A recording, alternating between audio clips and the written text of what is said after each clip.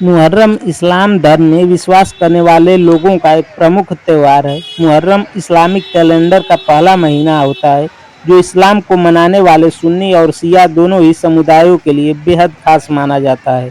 इस साल 26 जून मुहर्रम शुरू हुआ और 6 जुलाई को मुहर्रम का 10वां दिन है और ये 10वीं तारीख को मातम के तौर पर मनाया जाता है। इसे आशूरा के नाम से भी जाना जाता है। इस्लाम को मानने वाले के लिए ये खास होता है, लेकिन उतना ही गमगीन भी है। इस्लामिक आस्थाओं के मुताबिक मुहर्रम के महीने में हजरत इमाम हुसैन की शहादत हुई थी।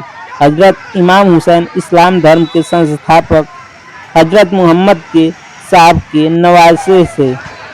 हजरत हुसैन की शहादत की याद में मुहर्रम के 10वें दिन को यशुआ को मनाते हैं।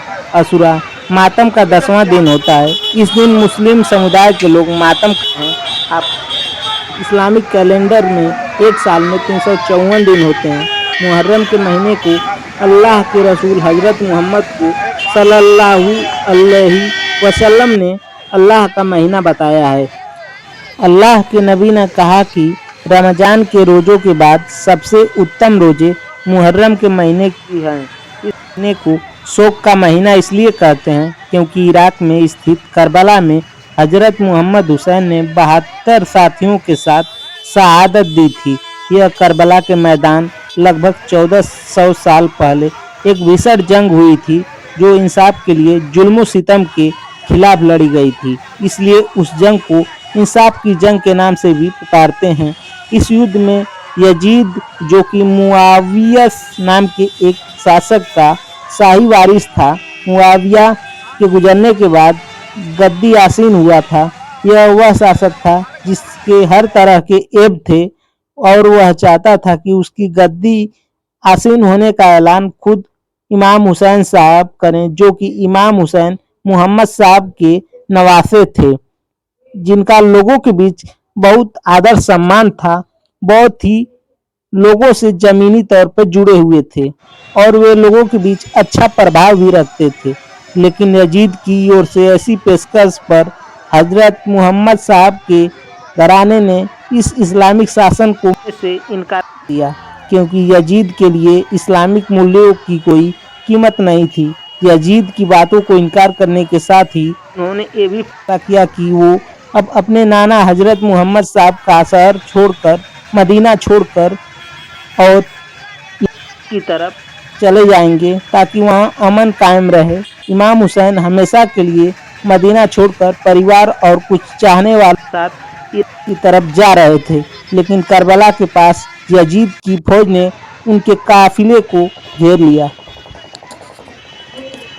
यजीद ने उनके सामने कुछ शर्तें रखी, जिसे हुसैन मानने से इनकार कर दिया। शर्त नहीं मानने की एवज में यजीद ने जंग करने की बात रखी। यजीद से बात करने के दौरान इराक के रास्ते ही इमाम हुसैन अपने काफिले के साथ फरात नदी के किनारे तंबू लगाकर ठहर गए, लेकिन यजीदी फौज ने इमाम हुसैन के तंबुओं को फरात नदी के किनारे से हटाने का आदेश दे दिया और उन्हें नदी से पानी लेने की इजाज़त तक नहीं दी। लेकिन इमाम हुसैन साहब नहीं चाहते क्योंकि इससे सिर्फ विनाश ही होगा और उनके काफिले में केवल 72 लोग ही थे और उनकी पत्नी, बेटियां, बहन और महीने के में कुछ और छोटे छोटे बच्चे भी शामिल थे। ये वो वक्त था जब भीषण गर्मी पड़ रही थी। उस समय इराक का तापमान 47 से 50 डिग्री तक पहुंच जाता था। ऐसे में उनके पास पानी और खाना खत्म हो चुका था। ऐसे में उनके बावजूद इमाम हुसैन साहब की ओर से सभी ने यजीदी फौज से मुकाबला किया और शहीद उनकी कुर्बानी के लिए इस दिन को मुहर्रम के तौर पर मनाया जाता है।